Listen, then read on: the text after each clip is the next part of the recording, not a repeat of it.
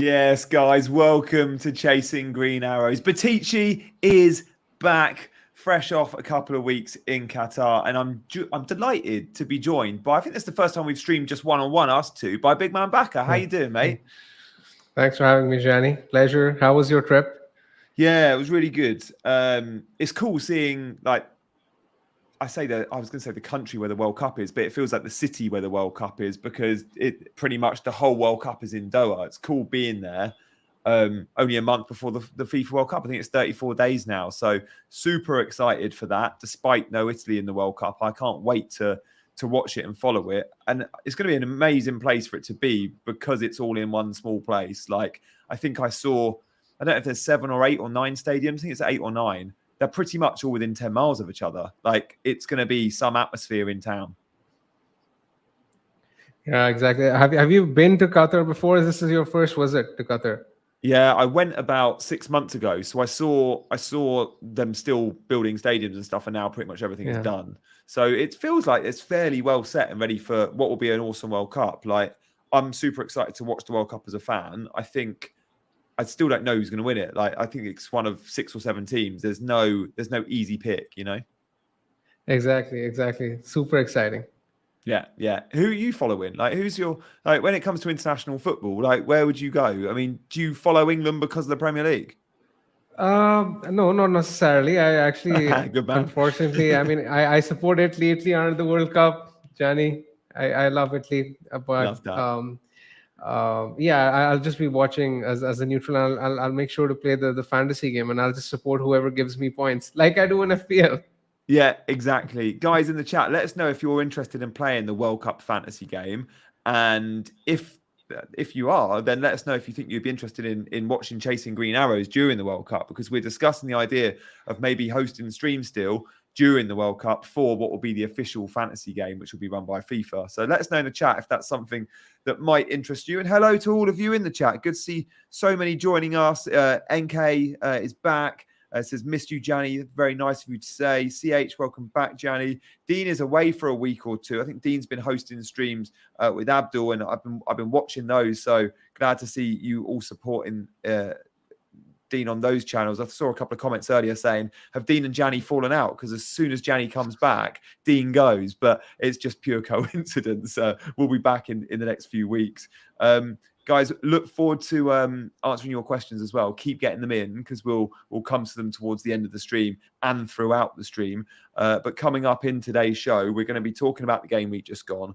Of course, looking ahead, we're both going to be showing our teams. We're going to be talking captaincy. We're going to be talking about what to do with Arsenal players, what to do with City players. But first, like, big takeaways from the weekend, Big Man Bakar. Like, what are you thinking, and who's on your radar off the back of what was kind of a big weekend in FPL? That Liverpool City game was fun, right? Salah has to be Salah, isn't? He was written off by a lot of people in the previous few weeks. It was very evident he was going through a loss of form. Probably was playing in a different position. So him putting in a very good performance yesterday, and that coinciding with the City blank, has massive FPL repercussions, and that basically means that he is the standout captain this week, and you essentially have to bring him in. That's the primary takeaway from this week. Yeah, we won't go into your transfers yet, but are you bringing? Don't tell us who for, but are you likely to own Salah come tomorrow night? I already own him. I already own him. I had him for a while. It's been a big disappointment, but at this point in time, I'm glad that I do own him. If I didn't own him, I would be ensuring that I found a way to bring him in, because the fixtures from now on in are great. He's a potential captaincy option this week, and could possibly rival Haaland in terms of captaincy in the weeks to come, because the fixtures are really that good. And Klopp did say that he was planning to use Salah in a more central position in the weeks to come, which is exactly what we need to hear, and that's like music to the ears of us FPL managers. Yeah, game week 13, Mo Salah plays Nottingham Forest. Haaland does have Brighton at home. Salah goes to Forest, but that might be one of those where you go against the big man Haaland. But this weekend was evident that the perma cap is still very much on Haaland. I mean, the hardest fixture on paper of the entire season for Haaland is a trip to Anfield. Yet the world and his dog still captain Haaland. You think between now and the World Cup, you could see yourself going off him for a week or two. I mean, I'll still stick with Haaland in most weeks, I'd guess, but it's always nice to give yourself that opportunity. Depending on, for example, if Salah gets a hat trick this week, then I'm sure the captaincy poll in game week 13 will be a lot different to what it might look like if I was sort of holding it right now. So I mean, these things are open to change. Yeah. I think what Salah does in game week 12 will have a massive bearing on where we go game week 13. Mark Nash says, where does a central Salah leave Darwin? On the left, if Diaz and Jota are out injured. Darwin, before he came to Liverpool, was known as a player that likes to drift left and can play left or down the middle. Obviously, we always see Jota there, or we always see Luis Diaz there. Could we see Darwin playing left? I'm not so sure. I mean, what do you think? I mean, I was actually reading the Liverpool fan forums, and I mean, the opinion here is split. I mean, there's Carvalho who can come in. Yeah. The thing is that Darwin is definitely, not good for Salah. I think it's long established over the time they played together that Darwin tends to hog the central areas. But I mean, I think we're getting to the point where it's very obvious to Klopp now that he has to use Salah centrally, because if he doesn't choose to do so, it harms the team. It isn't optimal for the team. So I wonder if he might go with two up top and may use Salah more centrally, because that's what I think is likely to happen. Yeah, it was good to see those average position maps, touch maps, heat maps. Salah playing nice and central versus City, which is exactly where we want to see him against West Ham in game week 12. I think we've got one or two more questions before we get into the eye test. So thank you guys for getting your questions in. And Haley asks about Perisic. Perisic wasn't backed by many. For those selling Reece James last week, most that went to Spurs went for Doherty. Loads went for cheaper players like myself. I went 4.5. I considered Perisic. He did play. He hadn't played the last couple, so we knew he'd come in and play. Performed really, really well. We haven't seen him causing to be much of a goal threat at Spurs so far. I do think goals are going to come. We know from his time in Italy, he scores bags of them.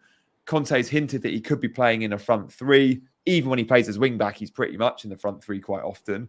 What do you think, Big Man? I think he's good for 90 in the week against United for sure. As you said, there's a good possibility that he can play on the left of the front three, as Conte said, because Kulusevski is a doubt, Richarlison's a doubt. So there is that possibility of that happening if he goes with a 3-4-3. Sessegnon's been great in recent weeks. But this week, I thought both the wing backs were exceptional. And Conte in his post-match press conference did say that, Perisic was back to the Perisic he knew. And this is great to hear as someone, I personally own him, so that was great to hear for myself. I do think that Perisic will start this week if I have to guess. There is a slight chance that Sessegnon plays over him, but just the fact that he is versatile enough to play on the left of the front three and can possibly play as the wing back as well just means that he's likely to start. Whether for 90 minutes, I'm not sure, because Conte tends to sub his players off, especially the wing backs, off very early. So, but he should be good for a start, I'd guess. Yeah, I'm with you there. I take back that I think he plays 90, Haley. I'm confident he starts, but we know what Conte does with his substitutions, and especially in those positions. Unlikely he'll make the 90, but I don't think you need that. When you own Perisic, you never expect to get 90. If you get 70, you're very happy. Nuclear Atoms, best replacements for Maddison when I already own.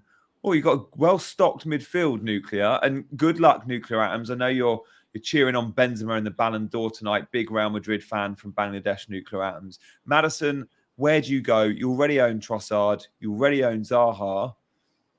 I mean, I'm guessing you don't have a Foden or a Saka, but you don't want to bring them in for game week 12. You want them in 13.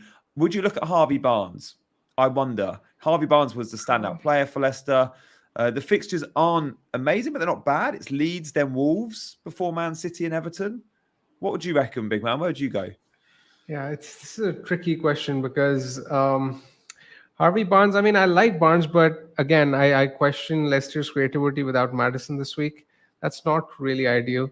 Um, I think if I was in this position, I would probably go with Bowen, despite the fact that he's playing Liverpool. I still think that he has a role to play. He has Bournemouth, Crystal Palace, and Leeds, if I'm not mistaken, in 3 of the next 5. So even though he's playing Liverpool this week and then United and in game week 14, I would still back Bowen because he's on penalties and he can still come good. But I mean, it's not ideal. I get it. Yeah, it's not. I'm just looking at the Leeds fixtures because I was impressed by Leeds at the weekend, despite them losing to Arsenal. Sinistera's he's back from his suspension, so he's had a little bit of a rest. They play Leicester, then Fulham, then it's Liverpool, but then it's Bournemouth. I've been really impressed with Leeds the last couple of games. I know they haven't been picking up the points, but they've been looking sharp. The amount of chances they created against Arsenal, and this is just going from what I saw on Match of the Day, but they were good. And I think that Leicester Leeds game could have goals. It's also a game on Thursday night that I'm going to, my first trip ever to Leicester for the football, despite them being my local club. I've lived here 2 years within 40 minutes of the stadium and I've still not watched them. So I'm very excited for Thursday night and I'm hoping that game has goals. So Barnes or Sinistera, I genuinely would consider if it was my team because that's a fixture I'm going to. So, Tyre Twain, enjoying a coffee and enjoying your company from happy Hawaii? No way. I think you're new around here, dude. And maybe it was Big Man Bakar's traffic on Twitter that drove you here. So thank you very much for watching. If this is your first time, don't forget to hit the like button, but also, more importantly, hit that subscribe button as well. We do these streams every Monday and every Friday at 7 p.m. Mondays are obviously more looking back. Friday's more looking forward. This week's a little bit different because Monday's stream is, of course, looking ahead to the Tuesday deadline. And without further ado, let's have a look at our eye test report.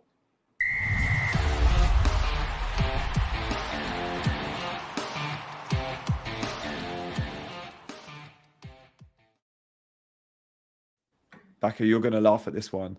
I'm tipping a big week from someone I thought impressed over the weekend, who is someone that we've probably all owned and sold earlier this season. He's disappointed en masse. But I think Leon Bailey is worth consideration once again.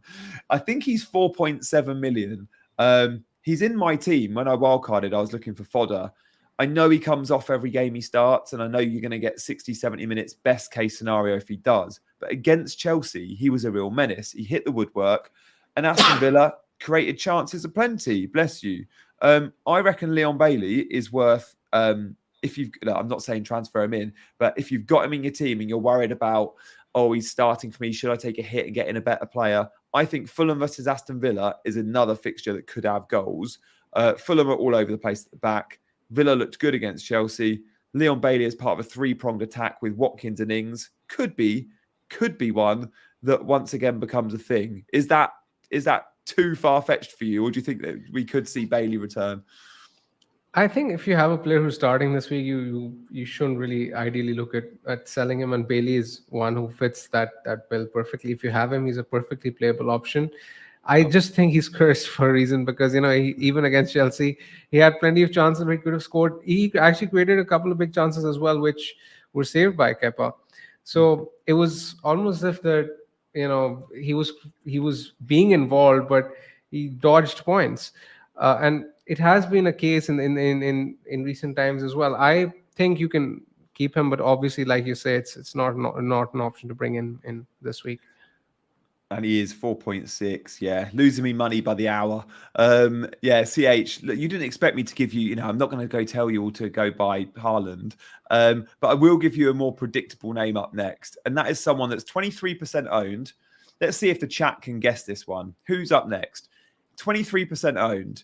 He hasn't blanked since game week 1. And he's got an okay fixture this week.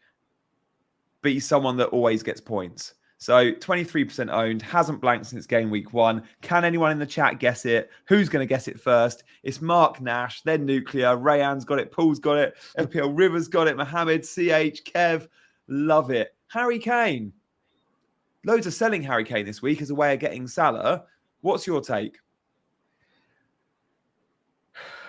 It's not ideal, obviously, because if a player has been so consistent, there's no need to sell him, especially when his fixtures are decent. I mean, after United, he has Newcastle, then Bournemouth. So it's a tough call. It's a very, very tough call. But there are two things that you need to consider here. The number one is the fact that I don't think that if I own Kane, I'd be considering him for captaincy in the next 4 weeks, which at his price should happen, right? The second factor is that there are plenty of alternatives in the forward slots. For example, there's Mitrovic, Tony, Solanke even has done well. There's Wilson, who's an option. So there are plenty of forwards who are doing well as well. So it's not as if that the cheaper forwards aren't doing well.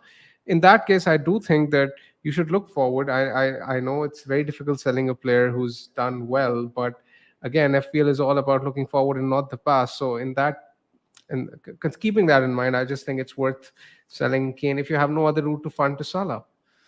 Yeah, that's the $1 million question, isn't it? It's if it's your only way of getting Salah, and look, to bring Salah in, you need to sell a premium. No one's selling Haaland this week, so perhaps you do have to consider Kane. I'm in the fortunate position that I have a freemium team, and therefore I already own Kane, and I can very easily get to Salah. And I'll show you how my team reveal coming up in the not too distant. But do you think Kane is undervalued at 23%, or do you think that's fair knowing we're not captaining him? Because I must admit, like, he's a premium in my team that I'm never going to consider for captaincy. If I go away from Haaland, it's very likely, if I go away from Haaland between now and the World Cup, it'll be Mo Salah. Kane is occupying one of those valuable slots. He's 11.4 million. But I just can't see a route to why I'd want to sell him, because I think United's a good fixture for him. Okay fixture for him. Then it's Newcastle, Bournemouth. The way he's playing at the moment, I just think Conte and Kane are a match made in heaven. He's not a player I want to sell anytime soon. So I guess what you're saying, big man, is if it's a route to Salah, it's okay. But if it's not, he's someone you hold. Exactly. I mean, there's no reason to sell him if he's not a route to Salah, because I personally think that if you don't own Salah, if you want to captain someone, Kane is even a good captaincy contender this week. Yeah. I actually had the armband on my bus team before I've made my transfer. Kane is my captain, but I know I'm bringing Salah in. Love Nuclear Atoms in the chat. What was your take on Solanke? Did you? I can't remember. I watched The Wire. I can't remember your team off the top of my head. Were you one of those that bought him in 3-4?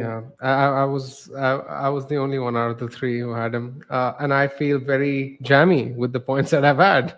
Yeah, the XG. I saw your post yesterday. I retweeted it. Yeah, he's had 6 returns. So he had three main hauls this season: game week 6, game week 10, game week 11, and he has. In that spell, he has 6 attacking returns from an XGI of nearly 1. That is incredible, insane level of overperformance. I mean, I was expecting a couple of returns at best when I bought him. Yes, you can argue that Bournemouth have been a bit unlucky and they should have had 1 or 2 penalties here or there, but still, I mean, you don't expect those 12 pointers from Dom Solanke to turn out to be an absolute hero. And I think he can do well this week as well against Southampton. But after that, I'll just take my points and run, because I don't really rate him as a pick that highly. Yeah, you did well to see that. And what's funny is those that own Solanke, like Big Man Bakar, like fair play. However, those that picked him were completely punting. They didn't see anything from him because we'd seen nothing from him. What they did do was, and I think you're one of these guys, you identified the fixtures and you just looked at the price, and it was a way of getting the squad you wanted, right? Yeah. If you had shown me, at the time when I was buying him, if you had shown me his underlying stats in the games to come, I wouldn't have bought him because his numbers were terrible. Yeah, I just spoke to Seb earlier. Seb is a guy that does Scoutcast on Scout, a show we absolutely love. And Seb this week has taken a 4-point hit. He made the moves last night. You wouldn't mind me saying this. He sold Harry Kane to Solanke just so he can get to Salah. So, yeah, but it's crazy now. I've just built up Kane. I've kind of slated Solanke throughout. Yet people are making that transfer, and I get it. I get it. Seb is an unbelievable FPL manager. If he's doing it for the right reasons. But people are selling Harry Kane to bring in Mr. Overperformance himself, Dom Solanke. Still blows my mind slightly, but I get it. I get it. That's not a transfer I'll be making. And I don't think I could buy Solanke now after what I've said for the last month. I just don't think I could go there. He could score a hat-trick in the next game week, and I still probably wouldn't bring him in because I think I'd probably have to leave Twitter if I did. Guys in the chat, let us know if you're Solanke in or Solanke out. Don't forget as well to hit that like button if you like what you're seeing. There's over 130 of you in the chat. Yeah, only 30 of you have hit that like button. So if you do like what you're seeing, give us the thumbs up. Just want to turn our attention briefly to Leeds United because I mentioned them earlier. Sinistera as an option, like they've got loads of midfielders that on their day have delivered points earlier in the season. Rodrigo, we know, did well up front, but Aronson and Harrison. But for me, Sinistera is someone that we could potentially think about getting on, knowing there's lots of potential in that player. The fixtures are good for Leeds, and they are starting to play good football. Jesse Marsh said last week that's the best they played under him. Despite not picking up regular points, they're looking good. Would you consider any Leeds players like a Sinistera, or is it very much a case of we wait till he starts scoring and then we jump on? Sinistera is a punt. I don't think he's a bad option personally. For the price and for the fixtures, he's a differential to be had, and you can potentially keep him for the weeks to come. He's not someone I am considering because my priority is to get Foden or Saka in game week 13, which is why I'm just looking at a 1 week punt. And for a 1 week punt, I prefer Trossard over Sinistera this week. It's as simple as that. And I obviously, because I'm doing it, I'd obviously recommend it to the other FPL managers as well. But if you want someone for the long run, which you can stick and forget, then yeah, Sinistera is a decent option. Yeah, it does feel like everyone that's selling Maddison is looking in mostly the direction of Trossard. That's a player I've owned for the last 2 game weeks and have absolutely nothing from. And I just know now he's going to be mass owned come game week 12. Hopefully he gets some returns. But I've been impressed with Trossard and the position he takes up on the field. But if I'm looking at the move now, I think I prefer Sinistera as longer term. And as you say, for a 1 week, it would be Trossard. If I'm looking for the next 4 or 5, it'd be Sinistera. Because I'm also looking to sell Trossard come game week 13 to convert him into a Foden and possibly a Saka, but more likely a Foden. Okay, I think we should have a look at our teams. Many are here for your team. First, we're just going to have a sneak peek at mine. So let's check out our team reveals.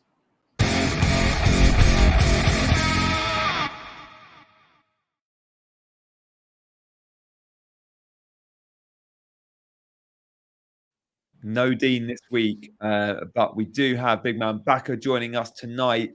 First, we're going to show my team. I've got 1.4 million in the bank, I think it is. So it's slightly more than listed, and I've got a free transfer. With that, no, I've not, because Salah's in. Okay, of course. This is me with my Salah transfer. Didn't notice that. It's because I've not actually clicked the Salah transfer on my FPL team, but we're showing it as though I have, because I am making that move tonight. Because we could see some price changes. I think that KDB to Salah move could save me a 0.1 if I go this evening. So currently I've got 11 players playing, just about. Don't know if Zuma's going to make it, and even if he does, do I expect anything against Liverpool? Do we think Nico Williams starts? Yeah, we probably do, because Aurier's got a knock. The rest of those players I'm confident about starts. The likes of Trippier and Dunk don't miss games. Mitro doesn't look fully fit, but he's going to start.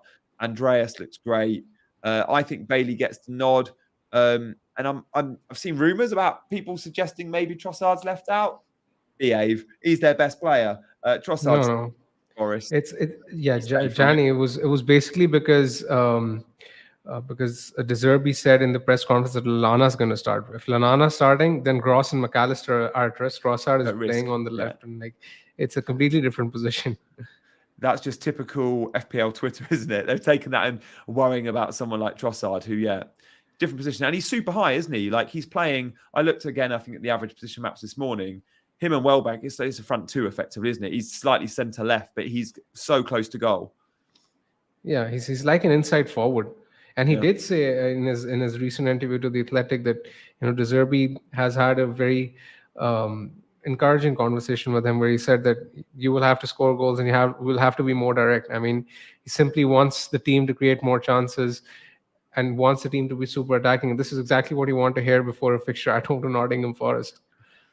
Yeah, exactly right. When I bought Trossard 3 weeks ago, of course, when you're buying any sort of mid to lower priced asset in the last month, you're looking ahead to game week 12 just to check they got a good fixture. And I remember when I was on my wild card, the reason I went Nico Williams over, say, someone like Emerson was the game week 12 fixture. I didn't like Emerson playing Liverpool with us, even if he was going to be a starter. But Trossard versus Forest is such a nice pick at home as well.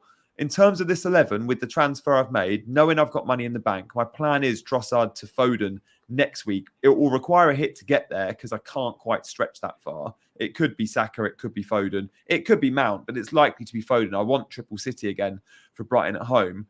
My question to you, Big Man, looking at my team, would you consider making any hits to improve that 11? I'm very comfortable keeping Martinelli, Cancelo and Haaland. Zuma's not great, but I would have to downgrade Zuma to like an Emerson anyway, a 4.1, and that feels pointless knowing it's within the same fixture. I think in that defense, you can potentially, there are two options. I mean, either you can go to someone like a Gehi or you can go to someone like a Doherty. The thing with Doherty is that this fixture against United is tough, obviously, and then he's probably likely to miss the next game because Emerson's been well rested, so he could miss the next game. So the next two are dicey when it comes to Doherty. I like Gehi. Crystal Palace's fixtures are decent all the way till the World Cup. Why don't you consider him? He's only 4.3 as well. Yeah, it's just then I'm taking a 4-point hit and it still doesn't allow me that Trossard to Foden move. I could go Trossard to Foden if I downgraded Zuma to a cheaper player and rather than a 4.5. I'm just doing the maths now. So if I go Salah, De Bruyne, if Zuma goes down to say a 4.1 asset, let's say I went Emerson, then next week I don't have to take the 4-point hit. So Emerson's 4.0, that gives me 1.5 in the bank. Trossard, I've got 8.3 to spend. How much is Foden off the top of my head? Is he around 8.3? Yeah, 8.3. So it gives me the exact funds. So I'm either taking a 4-point hit this week to go Zuma out to a 4.0 asset. So then I can go Trossard to Foden in one move next week. I don't want to take a 4-point hit this week and next in week. that case, I'd leave it as it is. I think I just don't think going from Zuma to Emerson makes any sense. Yeah, I'd rather make that move next week if I need to, and then Emerson just becomes bench fodder if I need to, or I go even cheaper than Emerson and save the 0.1, 0.2, knowing we only have 4 game weeks left until we get our unlimited transfers. So my defender, instead of Emerson, I might go down to what's the cheapest defender in the game at the moment? It must be a 3.8 asset or a 3.7 asset. 3.8 defender at Man City. Oh, can't get there because the third City asset. I'd go down to a 3.9. Yeah, that makes sense. And then I have the 0.1 if I need to. I think that's where we go. FPL River asked about the armband. This is a good excuse to talk captaincy. The armband's been on Kane all week because I haven't made the transfer to Salah yet, but I'm absolutely going to be captaining Mo Salah. One of the reasons I've been at this point, I'd also like to ask another question, is that what makes you prioritize Foden over Saka next week? Because Saka's more or less a similar price as well. In that case, you could get Gehi and get Saka next week. Yeah, I'm just looking. So Saka is 7.9. Yeah, okay. Yeah. I think that still leaves me 0.1 short if I go Saka. I'm just going to have a look. So if I go Saka, so if I go Zuma, because Gehi's 4.3 or 4.4, is he? Yeah, he's rising tonight. He's 4.3 at the minute. Yeah, so I've got 4.4 to spend. So I could go Zuma to even a 4.4 Gehi, but then I'm limited, and it means I have to go Saka. I'd have to be absolutely sold on that. I'm in a very similar conundrum, and I just think that City will come out all guns blazing after having lost to Liverpool. They might go crazy next week, honestly. So I'm a bit wary of that. Yeah, as much as I love Arsenal, and I do, and I think Arsenal comfortably finished top 4 this season, and I love Saka, the ceiling that Man City give you on any given week just feels like I want triple City between now and the World Cup. Foden especially, we've never had Foden as nailed as he is now. His link with Haaland, Brighton at home, the way De Zerbi's teams are defending, as good as Arsenal's fixtures are, like going to Southampton, Forest at home, they've got Wolves before the World Cup. I still much prefer Foden than Saka, even if that I gets me a agree. Gahey. Yeah. I completely agree. I completely agree. I don't think the upgrade to someone like a Gehi is enough for you to consider going Saka over Foden. I was just giving the idea and wanted to pick your brains on where you were at. Yeah, no, I'm glad you did, because I think I completely understand why lots will look in that direction. Again, to mention my discussion with Seb earlier, he's looking at going Saka over Foden. We'll answer this question from Mohammed, then we'll speak captaincy, and then we're going to see your team. I got Jesus, Madison, and James not playing. Okay, in addition to my entire bench. Okay, it depends who's on your bench. I'm guessing your bench aren't starters. Free hit time or -8. Okay, rather than answer this question direct, let's talk about, should we consider free hit this week, and what do we do with your Arsenal players like a Martinelli and a Jesus? So first, free hit or not? Is it something you'd consider? Because you put together a draft on your Instagram channel, didn't you? Yeah, it's. I mean, I do see some people free hitting this week, and the draft is meant for them. But I personally do not support the idea of free hitting. I say that because there will be blank scores later in the season due to the FA Cup quarters and the FA Cup semis. And at that point in time, the doubles and the blanks will be very, very hard to negotiate without a free hit chip. And I just think it's much more powerful at that point in time, and it's much better to be used then.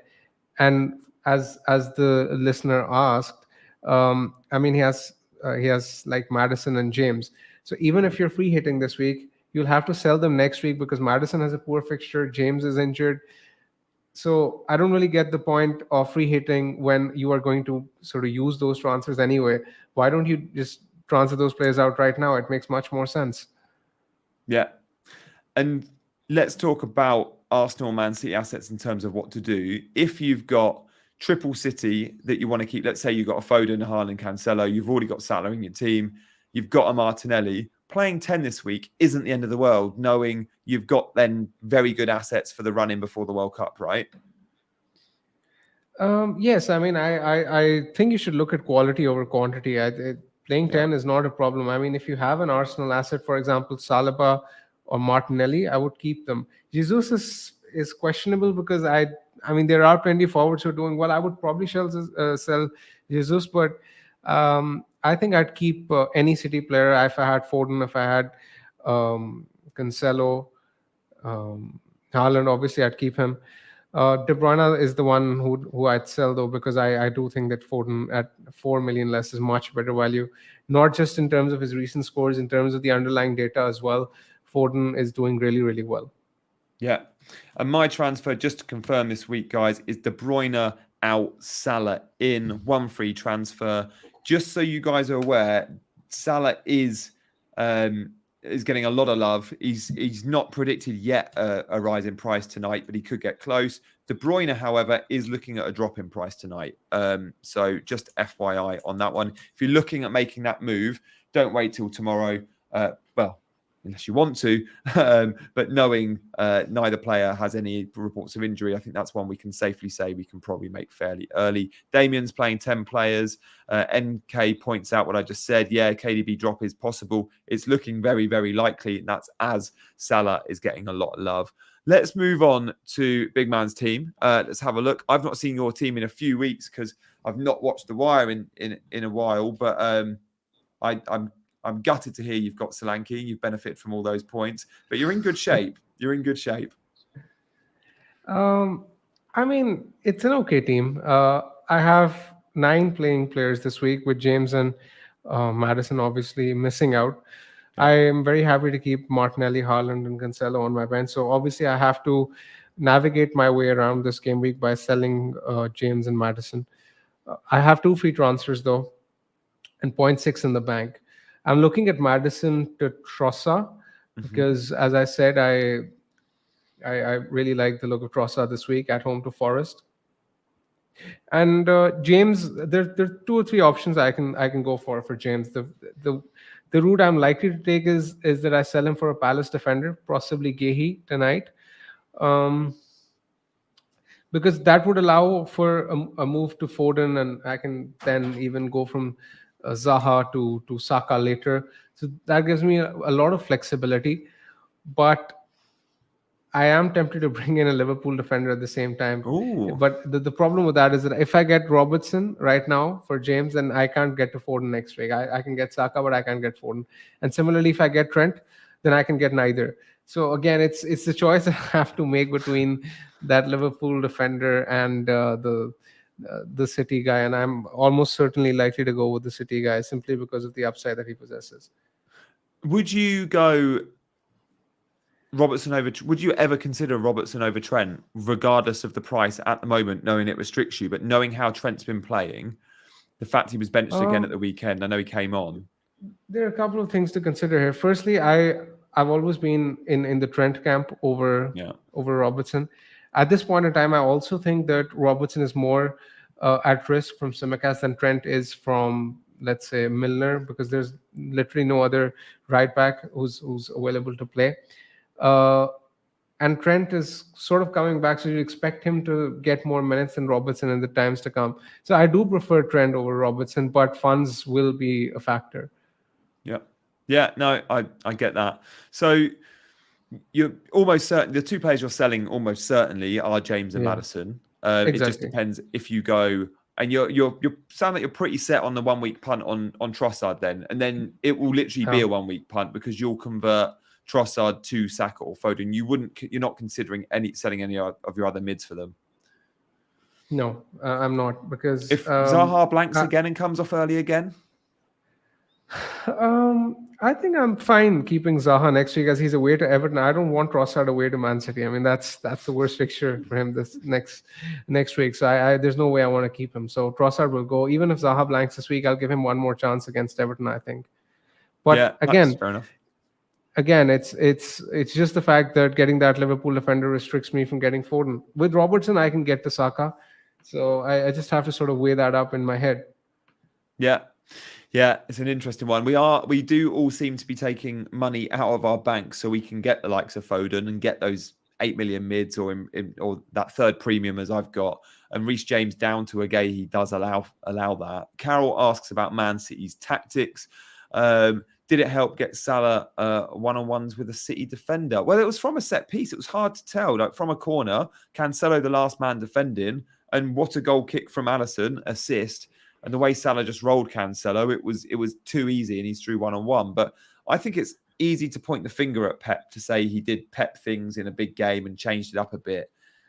I just think Liverpool were the better team on the day. I think there was very little between them and City still cruised to the title. I don't think we should read too much into the tactics. Do you or are we seeing a slight change there from Pep? No, I won't read too much into it, to be very honest. I completely agree with you. Yeah. What's your thoughts on Bobby Firmino? Because with the injuries Liverpool have got, the goals he scored in recent weeks, I think he's 8 million. Would you consider going there if you can't get to a Salah, for example? I don't think I'd go there because he's just very prone to rotation, I'd say. I'd rather get someone like a Nunes, to be very honest. If I was looking at a Liverpool forward, I would go with Nunes. He's had his rest. I fully expect him to start this week. And I think he's in even decent. If you're looking for a differential, he's a good differential for a captaincy this week. Yeah, he could be fun. Like he's one that will have a high ceiling when he does start. I'm going to ask you about goalkeepers. You've got Pope, and I know you've got Everson, but so many have got Pope and Ward. I've got Pope and Ward, for example. Knowing you're playing Trippier, and many will be, would you go Pope if you had Ward? Would you still go double Newcastle defense? I mean, we should look at these. I would go with double Newcastle for sure. I just think Newcastle have a much better defense, better defense than Leicester. For me, it's a no-brainer. Yeah, I've got Pope on my 11, Ward on my bench. Nuka Adams asking about underlying stats. Do you consider before bringing in a player apart from the commonly used XG? Okay, so what are your go-to underlying stats? I tend to use XG. I tend to use big chance involvements. Those are the ones I go for. But again, it's important not to take stats out of context. So the eye test will always remain important for me as well. Mm-hmm. Also, I always you mention this quite a lot. Fan forums. You mentioned you were scrolling through X's club's fan forums. that gives you a bit of a steer, I guess, on things like injuries and starting 11s and systems. Yeah, I'm a huge fan of scrolling through the fan forums, especially when, when I'm looking at, for example, a Brighton player. I don't really know much about them, so I read up on them from the forums to get an idea of, where things stand, what the fans expect. Um, Even, for example, when as a Perisic owner, I read the fan forums every week, whether or not he's expected to start, just so that I can have an idea in my head as to whether to start him, whether to sell him. So these are the kind of things you have to look out for as a FPL manager. I mean, they're not always accurate. I'm not saying they're always accurate, but they sort of give you a sense of where things stand. Yeah. Good stuff. Okay, let's talk now about captaincy. We touched on the City and Arsenal players, what we think we should do with them. In essence, unless you need to sell to get to a Salah, I've sold KDB, pretty much keep them even if it means 10 men. But captaincy, if you're bringing in Salah, absolutely you're going to give him the armband. If you don't own Salah, you're not going to own Salah this week. Who are the standout candidates? Because Kane, we spoke about. Mitrovic is an option, isn't he? I think Nunes can be brought in for captaincy. Nunes isn't bad. Yeah. Kane is nice. There's Trossard. I don't mind going Trossard as well. Who else? Mitrovic is decent. Yeah, Mitrovic is decent at home to Villa. It's just that he was, that comment which he made after the game that he was taking painkillers and wasn't feeling great was slightly off-putting. But again, it's Villa, so I mean, you'd expect him to do well over there. Gurjeet says, "What about Solanke?" Nah, I won't go there. I won't go there at all. Some might want to go rogue and go for like I've got a friend that texted me earlier that says he's going to captain Zaha this game week. As Catchsome says, he's the same guy that captained Tony last week. Fair play on that. I don't think Lightning's going to strike twice. I'm not in love with the Zaha own. I love Zaha and I love Crystal Palace. They're almost my second team, but I'd be slightly wary. Yes, he has the penalties, but he's playing very wide and knowing he's come off a couple of times fairly early for him. The talisman theory with Zaha isn't so strong at the moment. They're not a team that are that free-flowing in attack as much as I love them, and I think they will be at some point. So interesting one to monitor, Zaha, I think, but definitely don't captain him. Yeah. Wilson is another one I like. Callum Wilson at home to Everton. Yeah, Wilson's a great shout. And again, not someone that's mass owned at all. Don't laugh, Gianni. Watch Solanke score more than Salah, says Paul. I'm not so sure. Guys, we're going to move on. It's been great seeing our team reveals. We're still going to get time for your questions from the last 10 minutes of the show. But before we do that, we're going to have a little bit of fun. If you're new around here, you won't know it, but it's against the obvious.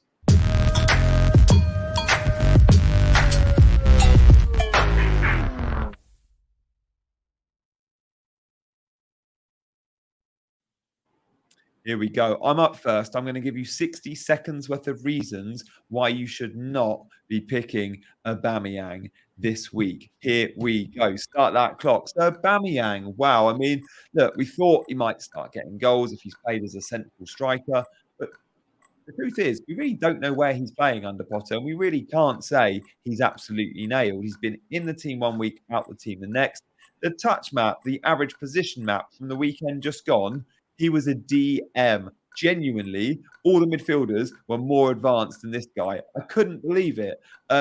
Is he in that team to score goals? Probably, but we know number 9s under Potter historically don't score that many. To be bringing him in at 9.1 million, occupying one of those 3 valuable slots, would be absolute madness. Fair play. Not many of you are doing so. I did see a few bringing him in a couple of weeks ago. But this is a player you absolutely swerve. If you want to cover that Chelsea attack at the moment, Mason Mount, the only outfielder to start every league game under Potter.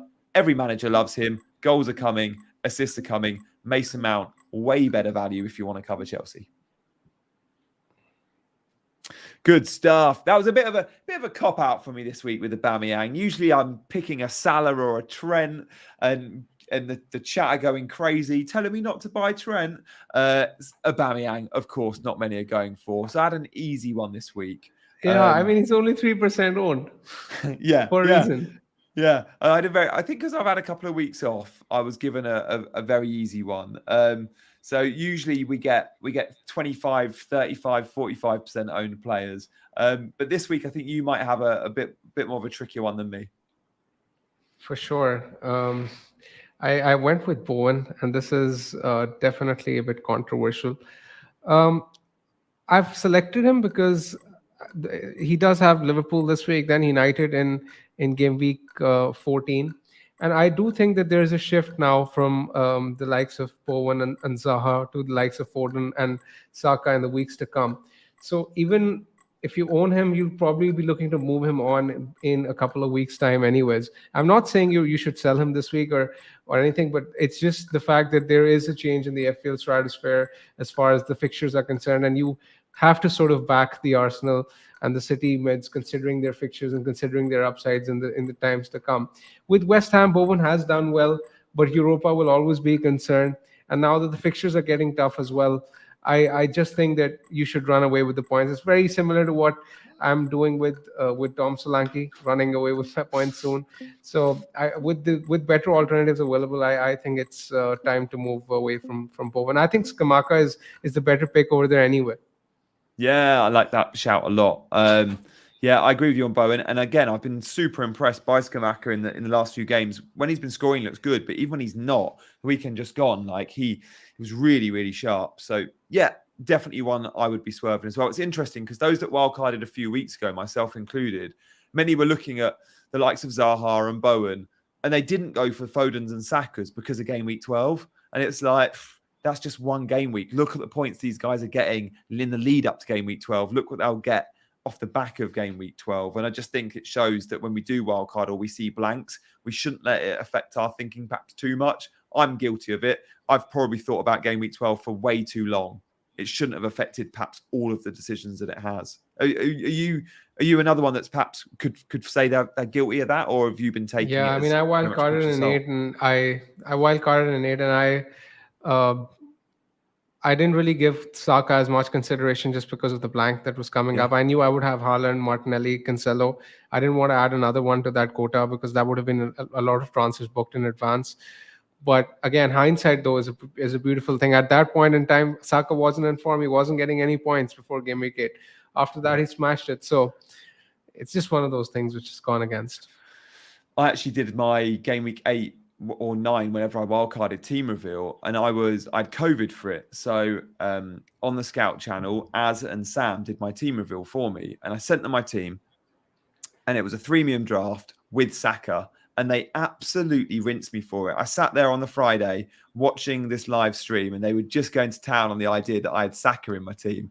And it must have got into my head because I don't know if I took Saka out just because of them. I mean, it was only a draft. I was making lots of drafts. But yeah, I took Saka out in the end, and I was like, damn, that would have been such a nice own, because no one seems to have had him in the last sort of 3-4 weeks when he's been scoring these points, because we're obviously all on Martinelli. But yeah, great player. Definitely one I think after the World Cup we'll be looking at, maybe instead of Martinelli or maybe together with. But definitely 2 of those 3 Arsenal attackers with Jesus still in the mix as well. Just such good value, aren't they? Exactly. Should we get to some questions? I think we're gonna we'll get some questions in if we can, but feel free to get them in. We can't get to all of them. We'll get to as many as we can. Gurji asked about Arsenal again, but defenders. Which one would you go for? I mean, if funds aren't a problem, then I think Gabriel is the one because of his goal threat. But I assume funds would be tight for a lot of people, and in that case, Ben White is an excellent option to go with. Yeah, I don't think he's at risk from with Tommy. Tomiyasu was poor yesterday again, and I think the left back slot is going to be the one where rotation is going to happen. But Ben White has done well, and I don't think he's going to lose his slot anytime soon. Yeah, he's not going to bomb forward down the right, but he still might get the occasional assist like he did the other week. Like, he's a very good footballer, Ben White. We saw his time at Brighton and Leeds before that. He can play in a variety of roles. At Brighton, Potter played him Shaw in the back 3 a lot. He also played him at wing back at times. He's also played it in midfield, I think, at Leeds. So as defensive midfield. Yeah. So we could get some assists there right back from him. But yeah, as you say, you save money. So yeah, I don't mind that shout at all. Oxlane, I think I'll probably own Ben White after the World Cup as well. I think I'll definitely be on triple Arsenal. Have Everton become a team that we just don't auto-target anymore? Yeah, we've not been auto-targeting Everton for a long while. Not this season anyway. They've been fairly solid. Cody and Tarkowski is a massive upgrade, isn't it? Yeah, they've done reasonably well, and now their fixtures are decent. I mean, they have struggled in the past couple of weeks. I think this is a fixture which Newcastle should win comfortably because Newcastle, especially at home, are a different beast. But yeah, I mean, Everton, especially at home, aren't a team which are going to concede too many goals. Away from home, they're more leaky, but at home, they're decent. Yeah. Who would be your Gabriel Jesus replacement? And would you sell Gabriel Jesus? So this is from I Mohammed think Abu I Bakr. would. I think I would. There are a lot of strikers to consider. I'd probably go to Tony if I didn't own. Yeah, yeah. I think I'd go Tony over Mitrovic at the moment. I'm slightly worried about Mitrovic's fitness before the World Cup, knowing for Serbia, it's such a big deal, Serbia in a World Cup. Sure, like this is a guy that's going to want to play every week for Fulham when he can, but I just wonder if that's a slight distraction versus someone like Tony that's playing for a place for England and is fully fit. But good question there from a very good FPL manager. Rodrigo, Mount, or Rashford for a 1 week punt. Don't go anywhere near Rashford. This guy is not absolutely nailed at all. He didn't start at the weekend, just gone. Again, United are not a team that are scoring lots of goals. So what were the options there? It was Mount, Rashford, or was it Trossard? I can't remember. Here we go. Oh, Rodrigo. Again, it could be Bamford over Rodrigo. From those three players, Alfred, the only one nailed to start, absolutely nailed, because Bamford did well when he came on, is Mason Mount. He plays Brentford. I don't hate it, but I'd still rather go Trossard versus Forest. Where would you go? I wouldn't be as certain as you are about Mount being nailed. I know he has started all games so far, but again, is he due a rest? I mean, that's how Potter seems to work because he rotates very randomly, and he's just rotating like he's subbing players at 460 isn't a problem for him. Dropping them for 1 week, bringing them back the next week, it's just normal for him. So I that's what puts me off Chelsea this week. I think if you're looking for a nail player, then you can possibly go to Sinistera if you don't want Trossard or Harvey Barnes, because those are the two who are likely to start this week and have decent fixtures. I like both those shouts. And Mount is the only Chelsea player I'm confident on because I'm with you. Like Potter, he's going to be this. Potter at Brighton was super hard to predict, but at least Brighton had players where you were like, yeah, that obviously a first 11 player. Chelsea have so many good players and such a good squad. Yeah, Brighton did not have squad depth. And even at Brighton, he took a long while before he actually resorted to the same 11. Even at Brighton, he was tinkering like crazy in the first year or so. Yeah. But Mason Mount is built different. He'll play every game. I'm just a fanboy. Oscar, Tony over Firmino, considering the fixtures. Yeah, I mean, not just fixtures, but minutes, right? Yeah, expected minutes. Yeah, it's a big one. Should I sell Son and Solanke? Oh, selling Solanke is a bold shout. To Salah and Firmino for -8. No, I'd go Salah. I'd convert Son to Salah and find a way of doing it with a -4. I guess. That's it. I don't see a reason to sell Solanke this week when he plays Bournemouth at home. Yeah. Good stuff, guys. Thank you for your questions. Make sure you're giving this stream a like. And as a reminder, don't forget, every Monday, every Friday, 7 p.m, we do these streams as well. And we'll be back later in the week on Friday. If you're new to Chasing Green Arrows, it's often a review show on a Monday from the weekend just gone and a preview to the weekend ahead on a Friday. Peter asks about Joe Gomez. Again, sure, he played all right at the weekend, got the clean sheet at centre-back, and sure, he can play right-back when Trent's not around. But this is a guy that as soon as Matip and Konate are back, he's the fourth choice centre-back at that club. Make no mistake about it. I wouldn't be going there because you'll be selling him weeks later. Let's ask you about Doherty. Oh, this is the $1 million question. I think he's fine for 12, but not so sure about 13 with Emerson back. Yeah, I don't think he's going to start 13 because he's definitely going to start 12, I think. But in 13, it's dicey because Emerson would have had a week's rest as well because he played in the Champions League last week. Doherty would have started 2 on the bounce, so that's rotation risk right there. Yeah, 3 games in a week for a Conte fullback is pushing it because he asked so much of them. Abenza, that's almost like an impossible question to answer because we haven't put together a draft. But what I would say is the guys you mentioned all look like they're good options on paper. This is the best FPL podcast. That's awesome, NK. Loved that. I was in Qatar last week, and I had a bloke come up to me I was in a beach club in Qatar. I felt like I was in Ibiza. And I'd had a few cocktails, and someone came up to me and went, "Oh my God, you're the guy from Chasing Green Arrows." I was so grateful to, one, be spotted because it looked cool in front of my mates, but two, he didn't say, "You're the guy from the FPL show," which is what I'd usually have, or the guy from FPL Twitter or from Scout. It was the guy from Chasing Green Arrows. That was a very proud moment for me and the channel, but awesome to see you rating us as well. So thank you for the love. Nuclear Atom says, thank you to Bakar for writing the Game Week threads every week. I mean, if we're talking about legendary content, can I ask you a question about the threads? Like, how did it start, and did you ever expect them to become people's like weekly rituals, really? It's actually funny. It started when COVID hit, and I was a student back then, and obviously everything was closed, and I was sat at home watching Premier League football on the weekends and had nothing better to do. So that's how it started. I started writing those threads because I was sort of researching for myself anyway. So I thought, why not let people benefit from my own research? And it wasn't supposed to be a weekly thing. I just did it 1 or 2 weeks because of the fact that I had time, and I was like, why not just do it? And the post got like a lot of traction, and I then started getting, I was a bit more motivated to do one again next week, and that's how I got a bit more regular. And that's how it started, and now we're here. Do you ever miss a thread? Does a game week go by where you don't have time to do one?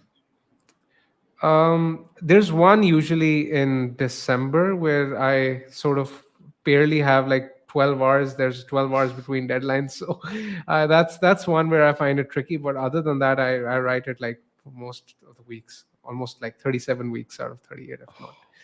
Good man. 38. Good man. Yeah, it's made you an FPL legend for sure. And I'm glad we had time. Thank you, Nuclear, for mentioning that, because I can't believe I was going to have you on the show and not ask you about the threads.